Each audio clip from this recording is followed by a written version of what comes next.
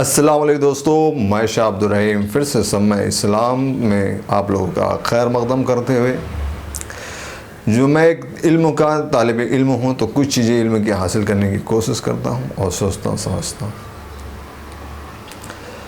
ہوں۔ بات دراصل یہ ہے والعصر میں سورہ اس طرح سے عصر کی، اعوذ باللہ من الشیطان الرجیم، بسم اللہ الرحمن الرحیم، والعصر ان الانسان لفی خسر الا الذین آمنوا وعملوا الصالحات وتواصوا بالحق وتواصوا بالصبر۔ یہ سورہ چھوٹی سی سورہ ہے، 3 آیتوں کی، تو اس میں اللہ تعالیٰ پہلے قسم کے طور پہ کہتے ہیں قسم ہے زمانے کی، دوسری آیت میں کہتے ہیں کہ انسان جو ہے خسارے میں ہے، گھاٹے میں ہے، لیکن تیسری آیت میں کہتے ہیں لیکن جو لوگ ایمان لائے، الا الذین آمنوا وعملوا الصالحات وتواصوا بالحق وتواصوا بالصبر، لیکن جو لوگ ایمان لائے اور ایمان لانے کے بعد اچھے عمل کیے، اس کے بعد حق کی طرف ایک دوسرے کو بلاتے رہے، اور اس کے بعد جو ہے صبر کرنے کے اوپر جمے رہے، اور حق کی طرف بلانے والے یا حق پہ رہنے والے، اور تیسرا جو ہے صبر پہ جمنے والے یا تلقین کرنے والے۔ تو اس آیت کے متعلق بات یہی ہے کہ جو قسم ہے زمانے کی، اللہ نے قسم کھا لی زمانے کی، مطلب لوگ کہتے ہیں کہ یہ زمانہ وہ زمانہ یہ زمانہ، جبکہ دراصل بات یہ ہے کہ زمانہ خود اللہ تعالیٰ ہے۔ لوگ زمانے کو برا نہیں کہہ سکتے، ایک تشبیہ دیتے نا کہ زمانہ یہ ہو، تو ایک تشبیہ کے طور پہ مان لو کہ زمانہ خود اللہ تعالیٰ ہے۔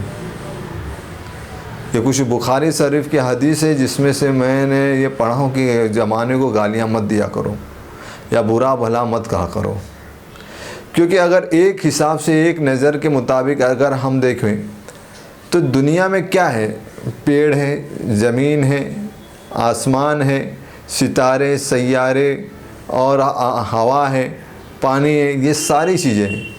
ایک سوچ اور سمجھ کے حساب سے ہم یہ دیکھیں کہ اگر ہم یہاں نہیں ہوتے تو ان کے اوپر کیا فرق پڑتا،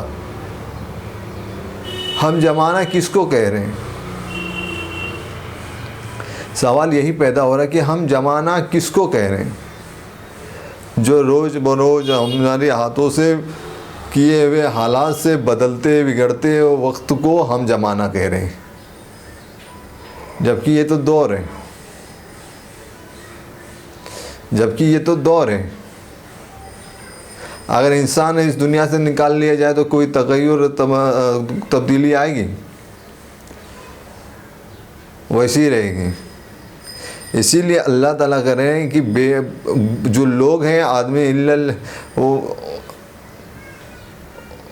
والعصر ان الانسان لفی خسر، بے شک انسان جو ہے گھاٹے میں، کیونکہ وہ اپنے دل و دماغ کو پھیلا کر کے نہیں سوچ رہا ہے کہ ہم کس جگہ ہیں، کس حالت میں ہیں، کیا ہو رہے ہیں۔ زمانے کو تو زمانہ کیا ہے، زمانے سے تمہیں دور سے تم گھبرا کے زمانے کو کہہ رہے ہو، دور کیسے بدلے گا؟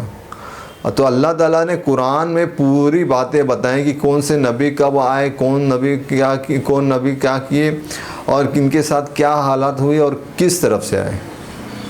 اب ان کا وہ دور تھا، کبھی عاد علیہ السلام کا، کبھی سمود علیہ السلام کا، کبھی ہود علیہ السلام کا، کبھی ایوب علیہ السلام کا، کبھی داؤد علیہ السلام کا، کبھی سلیمان علیہ السلام کا، کبھی نوح علیہ السلام کا، کبھی ابراہیم علیہ السلام کا، کبھی اسحاق علیہ السلام کا، کبھی بہت سارے نبی آئے ہیں، وہ آئے اور آتے چلے گئے۔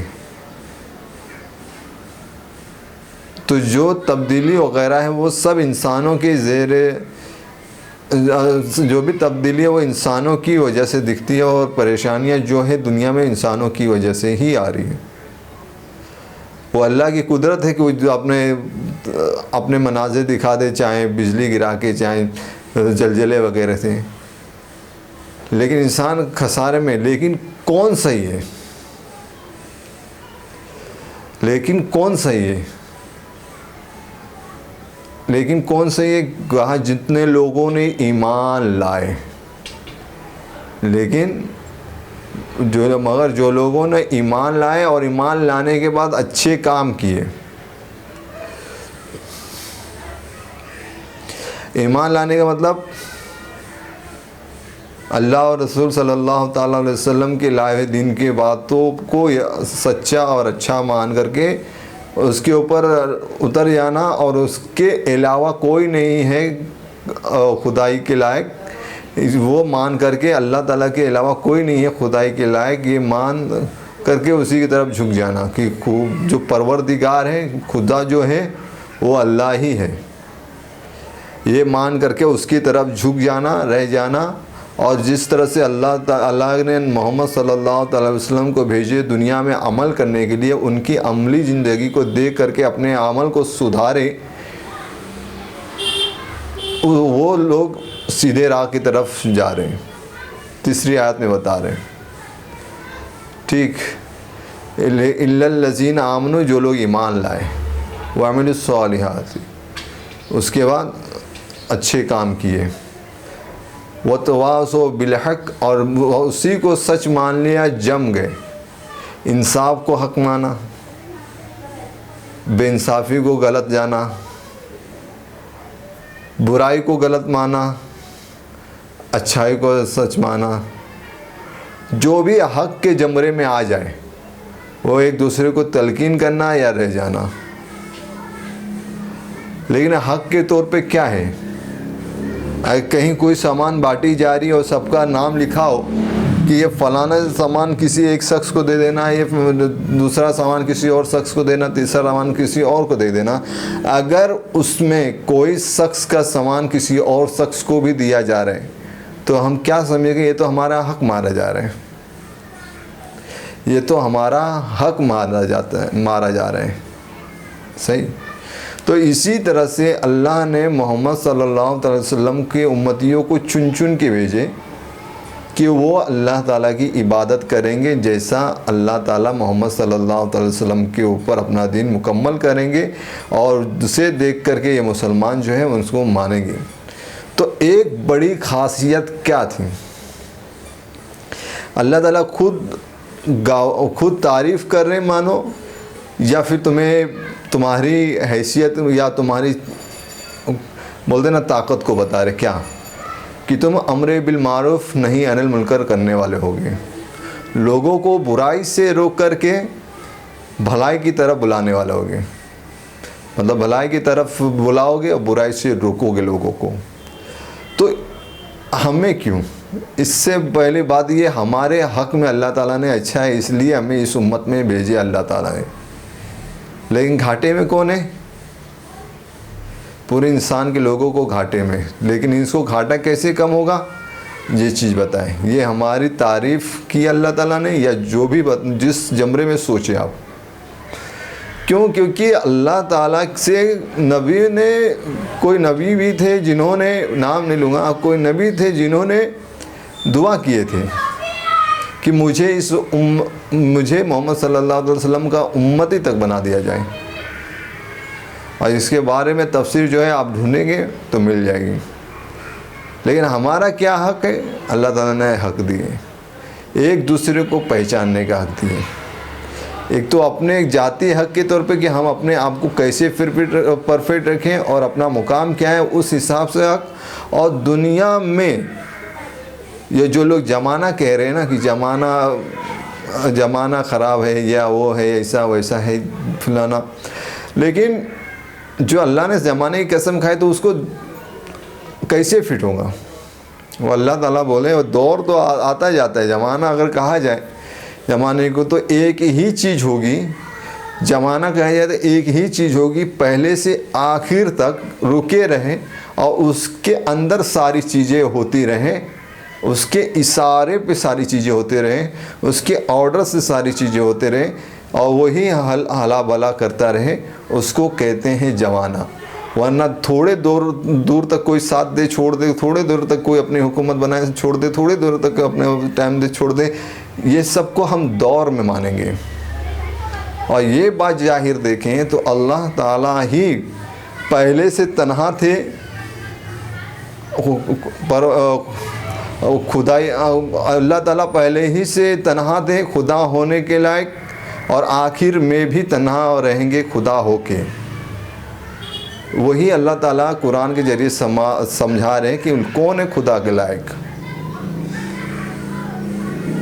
تو زمانہ جو ہے وہ سمجھ لو کہ کس معیار پہ آ رہے ہیں۔